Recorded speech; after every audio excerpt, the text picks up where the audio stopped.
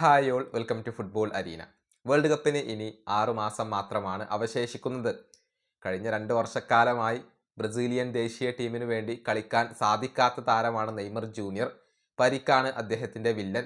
പക്ഷേ അദ്ദേഹം world cup ടീമിലേക്ക് തിരിച്ചെത്താനുള്ള ഒരുക്കത്തിലാണ്. അതിനുവേണ്ടിയുള്ള ശ്രമങ്ങൾ ഇപ്പോൾ തന്നെ അദ്ദേഹം ആരംഭിച്ചു കഴിഞ്ഞിട്ടുണ്ട്. ഇനിയിപ്പോൾ ഒരു സർജറിയാണ് നെയ്മറെ കാത്തിരിക്കുന്നത്. അതിനുശേഷം മികച്ച പ്രകടനം നടത്തിക്കൊണ്ട് ബ്രസീലിയൻ ദേശീയ ടീമിലേക്ക് തിരിച്ചെത്തുക എന്നുള്ളതാണ് നെയ്മറുടെ ലക്ഷ്യം. ഇപ്പോഴിതാ വേൾഡ് കപ്പുമായി ബന്ധപ്പെട്ടുകൊണ്ടുള്ള ഒരു സ്റ്റേറ്റ്മെന്റ് നെയ്മർ നടത്തിയിട്ടുണ്ട്. അതായത് വേൾഡ് കപ്പ് ബ്രസീലിലേക്ക് എത്തിക്കാൻ വേണ്ടി സാധ്യമായതും അസാധ്യമായതുമെല്ലാം താൻ ചെയ്യും എന്നാണ് നെയ്മർ ജൂനിയർ പറഞ്ഞിട്ടുള്ളത്. കൂടാതെ വേൾഡ് കപ്പ് ഫൈനലിൽ ഗോളടിക്കും എന്ന ഒരു ഉറപ്പ് കൂടി അദ്ദേഹം ആരാധകർക്ക് നൽകിയിട്ടുണ്ട്. അദ്ദേഹത്തിന്റെ വാക്കുകൾ ഇങ്ങനെയാണ്: വേൾഡ് കപ്പ് ബ്രസീലിലേക്ക് എത്തിക്കാൻ വേണ്ടി സാധ്യമായതും അസാധ്യമായതുമെല്ലാം ഞങ്ങൾ ചെയ്തിരിക്കും. അക്കാര്യത്തിൽ ഞാൻ ഉറപ്പ് നൽകുന്നു. ബ്രസീൽ വേൾഡ് കപ്പ് ഫൈനലിൽ എത്തിയാൽ തീർച്ചയായും ഫൈനൽ മത്സരത്തിൽ ഞാൻ ഗോൾ നേടിയിരിക്കും.